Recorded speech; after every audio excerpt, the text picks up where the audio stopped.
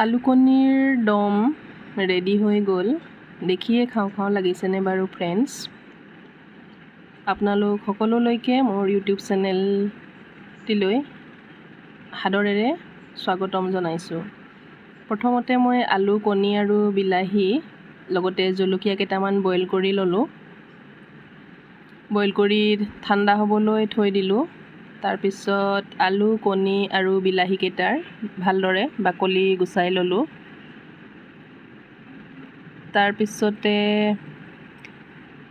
কণীখিনি যিহেতু ফ্ৰাই কৰিব লাগিব আৰু আলুখিনি, সেইবাবে মই কণীকেইটাত আৰু আলুখিনিত নিমখ হালধি ভালদৰে সানি ল'ম। ফ্ৰেণ্ডছ, আপোনালোকে ভাল পায়নে বাৰু কণী আলুৰ দম খাই? নিশ্চয় ভাল পায়। খুব ভাল লাগে এনেকৈ খাবলৈ। আপোনালোকেও এনেকৈয়ে বনাই খাব। এনেকৈয়ে গোটেই কণীকেইটাতে নিমখ আৰু হালধি ভালদৰে সানি ল'লোঁ।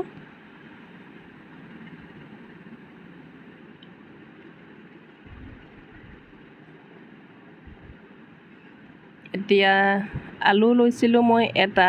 আপোনালোকে আলু যদি বেছিকৈ খাই ভাল পায় তেনেহ'লে আলুৰ পৰিমাণটো বঢ়াই দিব। লগতে আলুটো মই নিমখ হালধিখিনি ভালদৰে সানি ল'লোঁ। এটা আলু মই 6 পিচ কৰি লৈছোঁ। এতিয়া কণীৰ কেইটা আপোনালোকে কেনেকৈ কাট কৰি ল'ব সেইটো আপোনালোকৰ নিজৰ ষ্টাইলত দিব। ময়ো নিজৰ ষ্টাইলত দিছোঁ। মই এনেকৈয়ে 3টা কাট কৰি লৈছোঁ এটা কণীত। প্ৰত্যেকটো কণী এনেকৈয়ে মই কাটি লৈছোঁ। এনেকৈয়ে কাটি ল'লে মানে কণীৰ ভিতৰলৈ ফ্ৰাই কৰোঁতে তেলখিনি সোমাই যায় আৰু দমত দিয়াৰ লগে লগে তেল মছলাখিনি ভিতৰলৈ সোমাই যায়। লগতে কণীৰ সোৱাদটো যেতিয়া তৰকাৰীত দি দিম তেতিয়া মানে কণী তৰকাৰীখিনি খাবলৈ ভাল হয়। লগতে এতিয়া কণীকেইটা কাট কৰা হৈ গ'ল মোৰ। এতিয়া আলু এটাৰ 3 পিচমান আলু মই পিটিকি লৈছোঁ। কণীৰ দমত পিটিকি দিম। এনেকৈ দিলে মছলাখিনি মানে অলপ গাঢ়া হয়, ভাল লাগে খাবলৈ। আৰু 3 পিচ আলু খাবৰ বাবে বা সজাই দিবৰ বাবে এনেকৈয়ে ৰাখি থৈছোঁ। আলুৰ কিছুমান ডাঙৰ টুকুৰাকেইটা ভাঙি দিছোঁ।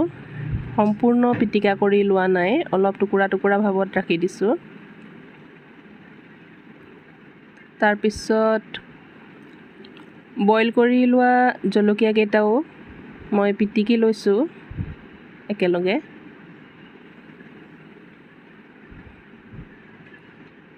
ভালদৰে পিটিকি ল'লোঁ জলকীয়া কেইটা। এতিয়া এটা বাটিত বিলাহী কেইটা পিটিকি ল'ম ভালদৰে। এই বিলাহী কেইটা সম্পূৰ্ণকৈ ধুনীয়াকৈ পিটিকি ল'ম। একেবাৰে পেষ্ট কৰাৰ দৰে পিটিকি ল'ব লাগিব ভালদৰে আঞ্জাত দিবলৈ। হৈ গ'ল পিটিকি লোৱা মোৰ। এতিয়া গেছত কেৰাহীখন পাতি দিলোঁ আৰু কেৰাহীখন গৰম হোৱাৰ লগে লগে তেল দি দিলোঁ। লগতে তেলখিনি গৰম হোৱাৰ লগে লগে কণীকেইটা ফ্ৰাই কৰি ল'ম।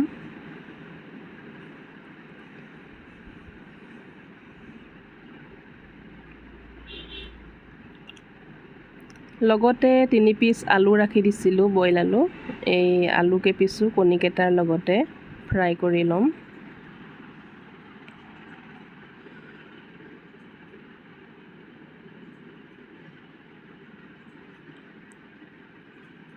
এতিয়া এটা ছাইড ফ্ৰাই কৰা হোৱাৰ লগে লগে আনটো ছাইড ওলোটাই দিম কণীকেইটা আৰু আলুৰ পিচকেইটাও।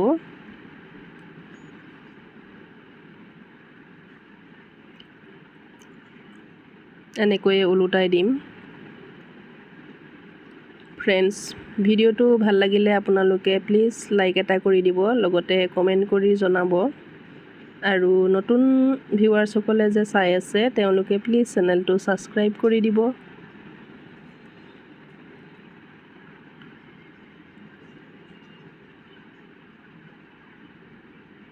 এয়া কণীকেইটা দুটা চাইডে ফ্ৰাই কৰা হৈ গ'ল। লগতে যিখিনি বগা বগা অংশ হৈ আছে ভালনে চাৰিওপিনে ৰঙচুৱা হ'লে ভাল লাগে, সেইবাবে মই আৰু বগা বগা হৈ থকা অংশকেইটা উল্টাই দিছোঁ সেইকেইটা চাইডো। আপোনালোকেও এনেকৈয়ে নিজৰ পচন্দমতে ভালদৰে ফ্ৰাই কৰি ল'ব। তাৰপিছত আলু আৰু কণীখিনি ফ্ৰাই হোৱাৰ লগে লগে এনেকৈয়ে তেলৰ পৰা উঠাই ৰাখিব। কণী আৰু আলু ফ্ৰাই হৈ গৈছে।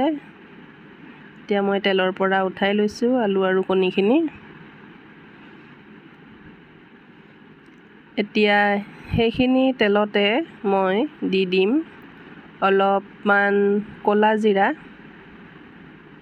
ক'লা জিৰাকেইটা তেলত দিয়াৰ লগে লগে ফটফটকৈ ফুটি উঠিছে আৰু ফুটি উঠাৰ লগে লগে এখিলা তেজপাত দুটুকুৰা কৰি দি দিলোঁ। লগতে দি দিলোঁ কুটি লোৱা পিঁয়াজখিনি। এটা গোটা পিঁয়াজ মই খুব মিহিকৈ কাটি ৰাখিছিলোঁ, এতিয়া গোটা পিঁয়াজটো দি দিলোঁ। পিঁয়াজখিনি ভালদৰে ভাজি ল'ম। এতিয়া পিঁয়াজখিনি এয়া ভাজি আছোঁ, ৰঙা হোৱালৈকে ভাজিব লাগিব। পিঁয়াজ ৰঙা হোৱাকৈ ভাজিলে আঞ্জাই হওক বা দমেই হওক খুব টেষ্টি হয় খাবলৈ। তাৰপিছত তেলতে দি দিব লাগিব জোখমতে হালধি, জোখমতে নিমখ, হালধি আৰু বাকী যি মছলা আপোনালোকে ব্যৱহাৰ কৰে এইখিনি আপোনালোকে আঞ্জাখনৰ জোখমতে দিব। ময়ো জোখমতে দি দিছোঁ। ইয়াত অলপমান জিৰা গুড়িও দি দিছোঁ।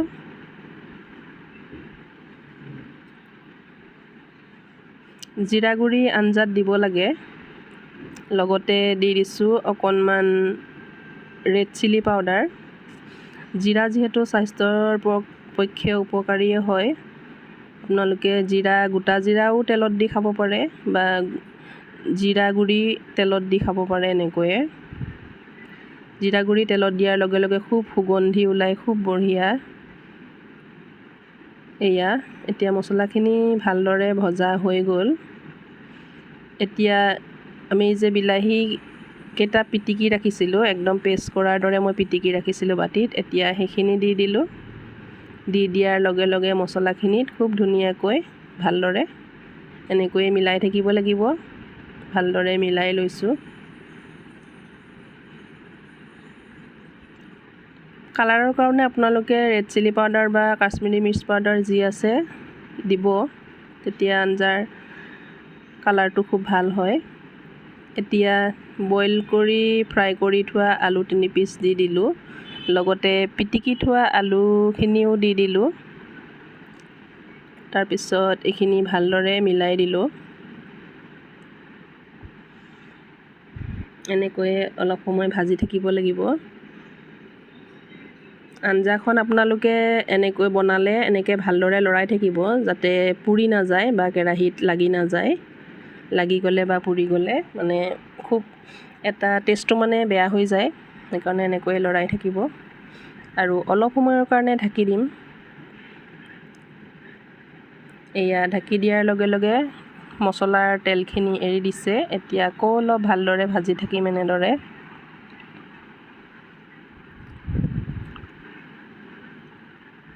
ফ্ৰেণ্ডছ, আপোনালোকেও এনেকৈয়ে বনাই খাব ঘৰত। এতিয়া মছলাখিনি ভজা হোৱাৰ লগে লগে আমি আঞ্জাখন অলপ জোল কৰিব লাগিব। জোল বা যেনেকৈ আপোনালোকে যিমানটো জোখত ৰাখে, অলপ গাঢ়া টাইপত ৰাখিলেও তো পানী দিবই লাগিব, সেইবাবে অলপ পানী দি দিলোঁ মই। আঞ্জাৰ পনীয়া বা গাঢ়া এই জোখটো আপোনালোকে নিজৰ মতে ৰাখিব। মই অলপমান পানী দিছোঁ যিহেতু মই দম বনাম।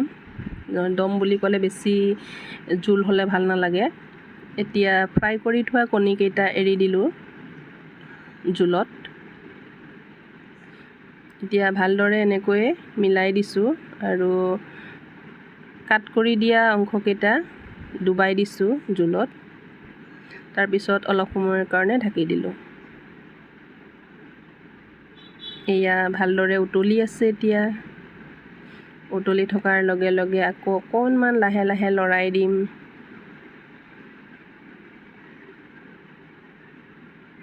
এয়া কাট কৰি দিয়া অংশকেইটাত এয়া দেখিছেনে কিমান ধুনীয়া হৈছে। একদম ইয়াৰ ভিতৰত মানে আঞ্জাৰ জোলবিলাক সোমাই গৈছে, জোল আৰু মছলাখিনি খুব ভালদৰে সিজি গৈছে। এতিয়া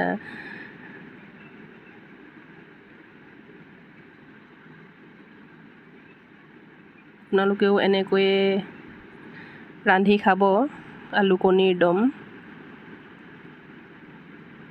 আস্তে কৰি লৰাই দিব লাহে লাহে। এয়া কাট কৰা অংশখিনি মই এনেকৈয়ে খন্তিৰ সহায়ত মেলি দিছোঁ, যাতে আঞ্জাৰ জোল আৰু মছলাৰ ৰসখিনি ভালদৰে সোমায়। আকৌ লাহে লাহে লৰাই দিছোঁ, এতিয়া গাঢ়া হৈ অহাৰ লগে লগে তলত যাতে লাগি নধৰে।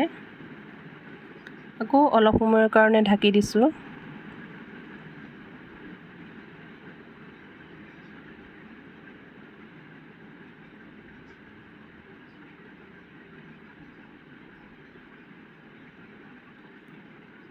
এয়া দেখিছেনে খুব ধুনীয়াকৈ উতলি আছে। আৰু গেছৰ ফ্লেমটো মই একেবাৰে ল' কৰি থৈছোঁ, ঢাকি দি আছোঁ যিহেতু, পানী কমকৈ দিছোঁ। আৰু আলুখিনি যে ভাঙি দিছোঁ, ইয়াত মানে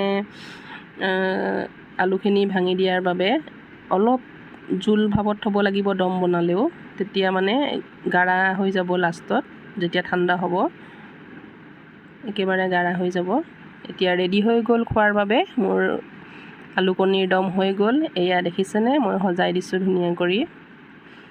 ফ্ৰেণ্ডছ, আপোনালোকেও এনেকৈয়ে ৰান্ধি খাব।